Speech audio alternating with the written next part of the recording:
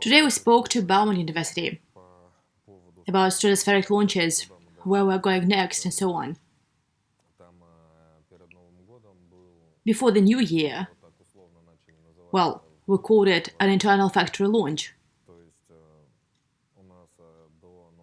That is, before the new year, we were to have a launch into the stratosphere from the north into the ring current. We were supposed to launch a complete apparatus with radiotransmitting equipment, with an altitude maintenance system and so on. But we did not manage to launch it before the new year. We managed to weld a shell, fill it. Then Dolgoprudny design bureau looked at what it looked like visually. Then they tried to launch the shell from Kirzhach. Well, that was the first Russian experience of creating such shells. And the value of the launch itself was not even in the fact that it flew. Well, it flew, but not far away. We had to return it.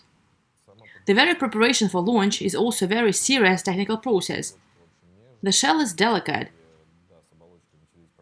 and there were some problems with the shell in flight. One of the hypotheses concerning what happened to it, well, some specialists say that the tenderness of the shell is not so strong. It's impossible to inflate it, then deflate it, fold it 20 times, and so on. For example, there is a rule with American and Japanese shells. You buy a shell and you only have one chance to fill it, and then send it. We made a very strong one, and we thought that nothing would happen to it, but it did. We changed the process, we welded a new film. We were just sitting here today talking about when we are going to have our next launch. The first airship with the name AURUS. The first airship, as we planned at the very beginning in August. Well, it is a 2,000-meter airship. We have not yet demonstrated it to the AURUS company for joint work on it. Yes, we have agreements with them. However, well, there is nothing which has more to do with our internal organization of work than AURUS. They have a task for the brand to produce a lot of advanced things. And as soon as we ourselves are ready, we'll resume this work. But it's on pause now. So maybe the first one will not be AURUS. The propulsion system has been changed. We plan to use AURUS's propulsion system, the engine that is, and we're still considering it. There are a number of questions. Well, there are options which are simple and cheaper, and there are others, like wide, high-profile cooperation, prestige, and so on. It's more expensive. And now there is a question. We did not tell you in 2024.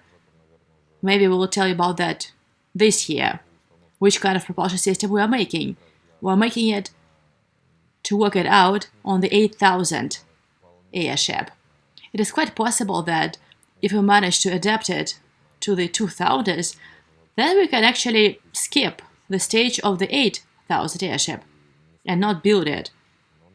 Well, there are customers for 8,000 airships, but it has a soft shell. And we are evolving toward big, rigid airships.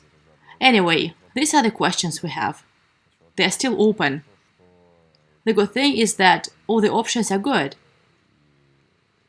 and are leading the company to development. Anyway, the propulsion system has been fully designed. This propulsion system will provide power for electric motors.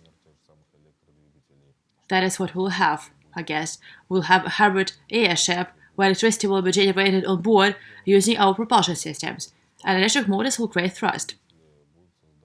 The electric motors are high-frequency ones. Hello, Dmitriy Duyunov, and your induction electric motors. Everything is coming together in the best possible way. So we'll have the propulsion system up and running by the end of the year. I think that, well, now part of it is being produced. We're setting up the manufacturing process. As soon as the technological process is established, part of the propulsion system will be produced, and we'll start speaking about it. Few companies on the planet produce something like this, and we can even compete with them in this area.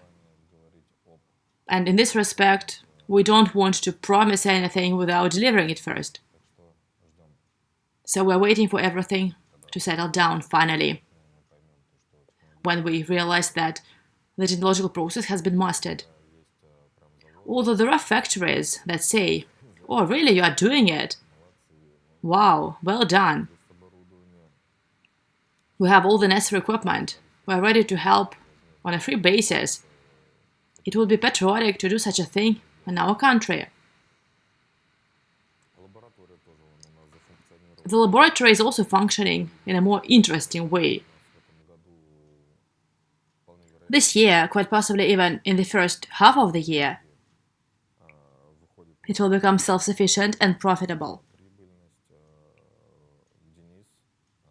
Denis and Artyom have found a niche, and they're starting to produce high-tech equipment in that niche, for which we have an incredible demand in industry in our country. The demand is not met, and so there are parallel imports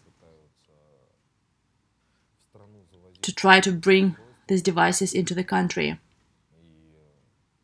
And not only that, they are produced abroad in limited batches as well. And they don't want to sell them here because there aren't many of them, and they also need to bring them in, so there is a shortage. And maybe it will be possible to meet the demand. They will also start production in the laboratory, of course, so their department will pay off. That is good news. So it's rather interesting, actually. And the unit they're creating, it will be necessary for the buoyancy change system on large airships. This buoyancy change system is experimental. It's only theoretical. You can't call it hypothetical because a lot of the physical principles are known. It is rather theoretical, but no one has tested it yet. Plasma heating and cooling of the carrier gas was once tested in small volumes. We have our own considerations and developments. And Dmitry Khmel, when he found out that Denis the Beard could do it, it was real ecstasy. And actually we began to produce. Well, not to produce, but to form the experiment. And that unit was required for the experiment. Then to buy or not to buy, and if we can create it, why not sell it? So we have already purchased almost all the components to create a batch of such units. It is power supply, well, power for certain devices. And the funny thing is that we have an office in the building of a former radio factory. So as much as the circumstances don't want it, the very walls themselves say it should be done here, so we're doing it.